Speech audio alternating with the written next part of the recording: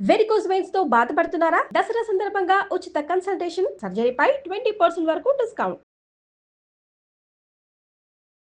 నమస్తే రమగారు. నమస్తే జయ. రమగారు, బ్రహ్మ విష్ణు మహేశ్వరులు కదండి.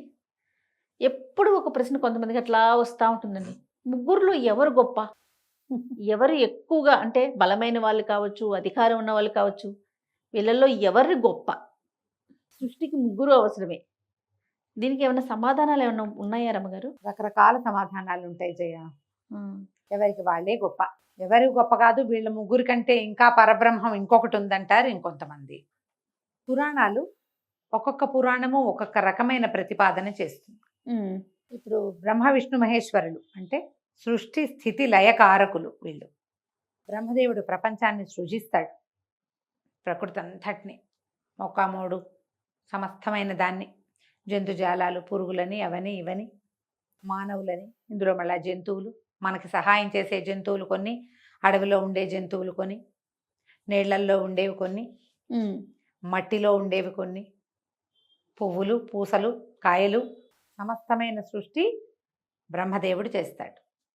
ఈ సమస్త సృష్టిని కాపాడేవాడు ఒకడున్నాడు, ఆయన విష్ణువు.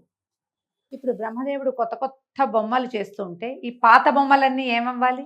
ఈ పాత బొమ్మలన్నీ వాటి వాటి సమయం అయిపోయాక వాటిని లయింపజేసి వాటిని మళ్ళీ మట్టిలో కలిపేసి మళ్ళా కొత్త మట్టిని అందిస్తాడు పరమేశ్వరుడు. వీళ్ళని తీసేస్తాడు, సో అది పెరుగుతూ ఉంటుంది, ఇది తరుగుతూ ఉంటుంది. ఇది ఒక చక్రం, తిరగాలి. జనన మరణ చక్రం తిరుగుతూ ఉంటుంది. జననానికి మరణానికి మధ్యలో ఒక జగన్నాటకం నడుస్తూ ఉంటుంది. ఈ జగన్నాటక సూత్రధారి విష్ణువు. ఒక నాటకం ఎప్పుడు కుదురుతుంది? ఒక పాత్ర ఉంటే కదా. ఒక నాటకం, ఈ రెండో నాటకం మొదలవ్వాలంటే మొదటి పాత్ర వెళ్ళిపోతే రెండో నాటకం మొదలవుతుంది. ఈ రావటము వెళ్ళిపోవటము రెండు ముఖ్యమేనా కాదా? ఖచ్చితంగాను. ఇప్పుడు ఈ రెండిటి మధ్యలో ఉన్న ఈ నాటకం కొనసాగటం అది ముఖ్యమే. ఇప్పుడు పాత్ర పుట్టటమా, అది నడవటమా, వెళ్ళిపోవటమా, ఈ మూడిట్లలో ఏది ఇంపార్టెంటో చెప్పు. మూడు కావాల్సిందే కదా. ఈ మూడిట్లలో ఏవి బలమైనవి? మూడు బలమైనవే, అంతే కదా రమగారు. మూడు బలవత్తరమైన శక్తులు, బలవత్తరమైన విషయాలు. దేని ప్రత్యేకత దాందే.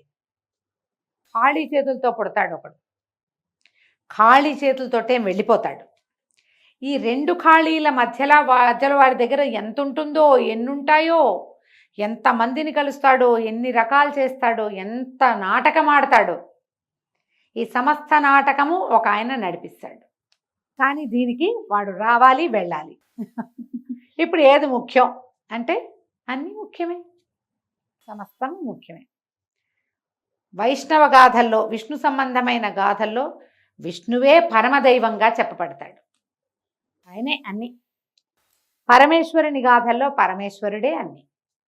ఈ పుట్టించేవాడు రెండు చోట బ్రహ్మదేవుడు సృష్టి చేసేవాడు, ఈ రెండు చోట్ల ప్రధాన పాత్ర వహిస్తాడు. బ్రహ్మని వాళ్ళు ఒప్పుకుంటారు, వీళ్ళు ఒప్పుకుంటారు సృష్టికారకుడుగా.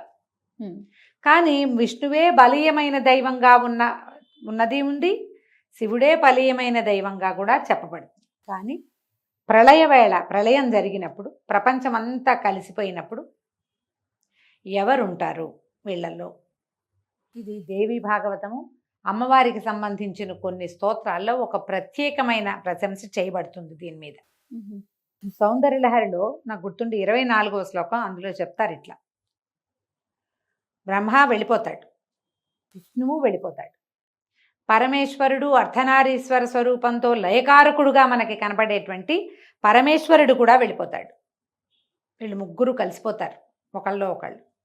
ఈ ముగ్గురిని ఒక తాటి మీద నడిపించేవాడు ఈ శివతత్వంలోనే ప్రధానమైన ఇంకొక తత్వం ఉంటుంది, ఈశాన తత్వం అంటారు, ఈశః అంటారు. ఈ పరమేశ్వరుడు మంచుకొండ మీద ఉండేవాడు, పార్వతీ సమేతంగా మనకి కనపడేవాడు కాదు. ఆయన పైన ఇంకొక ఈశాన తత్వం ఉంటుంది. ఈ ముగ్గురిని తనలో లయింపజేసుకుని ఈ ఈశానుడు సదాశివుడనే పరమేశ్వర తత్వంలోకి లీనమైపోతాడు. ఆ పరమేశ్వర తత్వం ఏదైతే పరతత్వంగా చెప్పబడుతుందో ఆ తత్వం మళ్ళీ ప్రపంచాన్ని మళ్ళా నిర్మిస్తుంది. ఈ ప్రపంచమని నిర్మాణ శక్తిగా చెప్పబడేటువంటి పరతత్వము ఎవరి ఆజ్ఞ వల్ల కదులుతుందంటే అమ్మవారి ఆజ్ఞతోటి కదులుతుంది. ఆది పరాశక్తి. ఆది పరాశక్తి. ఈ పరదేవత కనుబొమ్మ కదిలిస్తుంది అంతేట అంటుంది. కళ్ళు కాదు, మాట కాదు, ఆజ్ఞ కాదు. ఏమంటారంటే నీ కనుబొమ్మల కదలికతోటే నీ ఆజ్ఞని స్వీకరించి సదాశివుడు మళ్ళీ ప్రపంచాన్ని నిర్మిస్తాడు. మళ్ళా ఆయన బ్రహ్మ విష్ణు మహేశ్వరులని సృజిస్తాడు. ఈశాన తత్వం వస్తుంది ఆయనలోంచి. ఈశాన తత్వంలోంచి సృష్టి స్థితి లయకారకులు 3 తత్వాలు బయటకు వస్తాయి. ఈ తత్వాలు 3 కలిసి మళ్ళీ ప్రపంచాన్ని నిర్మిస్తాయి. ఆమె నుంచి వీళ్ళు జన్మించారు అని చెప్తారు. ఇప్పుడు ఈయన మొత్తానికి తల్లి పరాశక్తి, పరదేవత. ఆమెతోటి కలిసి ఉండేవాడు సదాశివ తత్వంతో ఉండేటువంటి ఒక పరమేశ్వర తత్వం ఆమెతో కలిసి ఉంటారు. వాళ్ళిద్దరూ కలిసి ఉంటారు. ఆమె సంతోషం ఆమె చేయాలనుకుంటుంది, ఈయన వీళ్ళందరినీ సృజిస్తాడు. పరదేవతే దీనికి ప్రధానమైనది. ఆమె నుంచే వీళ్ళందరూ వస్తారు. వీళ్ళు 3 కలిసి ఉంటారు. కలిసి ప్రపంచాన్ని ముందుకు తీసుకెళ్తారు. మళ్ళా యుగాంతం వచ్చేసరికి ఇదంతా కలిసిపోతుంది. మొత్తం అంతా వెళ్ళి ఆ మహత్తర లోకయోత్తరమైన శక్తి ఏదైతే ఉందో ఆమెలోకి వెళ్ళిపోతాయి. ఆమెలోనే నిలిచి ఉండే ఆమె భర్తగా చెప్పబడేటువంటి సదాశివ తత్వం నుంచి మళ్ళా ఇవన్నీ బయటకు వస్తాయి. మనం ఏ గాథ చెప్పుకున్నా చివరికి జరిగేది ఇది. సృష్టి మొదలు పెట్టేటప్పుడు ఏమవుతుంది, ఒక అండం పుట్టిందని, అండం నుంచి వీళ్ళందరూ వచ్చారని చెప్తారు. మొత్తం అంతా జలమయం అయిపోయింది. జలమయం మీద ఒక మర్రాకు వచ్చింది. మర్రాకు మీద ఒక బాలముకుందుడు ప్రత్యక్షమయ్యాడు. ఆయన నుంచి సృష్టి మొదలైంది. ఈ మర్రాకు ఎక్కడి నుంచి వచ్చింది? అమ్మవారు. ఆమె ఆయన్ని సృజించింది. కరారవిందేన పదారవిందం ముఖారవిందే వినివేశేంతం వటస్య పత్రస్య పుటేశయానం బాలం ముకుందం మనసా స్మరామి అని చెప్తారు. బొటనవేలు కాలిని తీసి కాలివేలిని కాలి బొటనవేలుని ఎత్తి నోట్లో పెట్టుకున్నట్ట పిల్లవాడు. ఆ స్వరూపంలో బాలముకుందుడు ఈ నీళ్ల మీద తేలియాడుతూ మర్రాకు మీద ప్రత్యక్షమవుతాడు సృష్టి మళ్ళీ మొదలయ్యేసరికి. బాలముకుంద స్వరూపంతో భగవంతుడిని విష్ణువుని సృజించి అతని ద్వారా మిగిలిన ప్రపంచాన్నంతా నిర్మిస్తారు.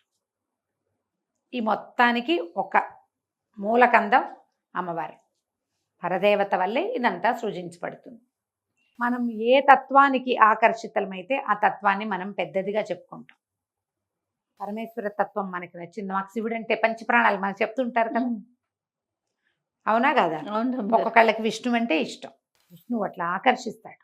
విష్ణుమాయా విలాసంలోనే ప్రపంచం నడుస్తూ ఉంటుంది. ఇదంతా నాటకమని, ఆయన పుట్టించాడని, ఈయన తీసుకెళ్ళిపోతాడని మనకు అనుక్షణం అర్థమైతే మనం జీవించద్దు. చూస్తే ఎట్లా ముందుకు నడుస్తుంది?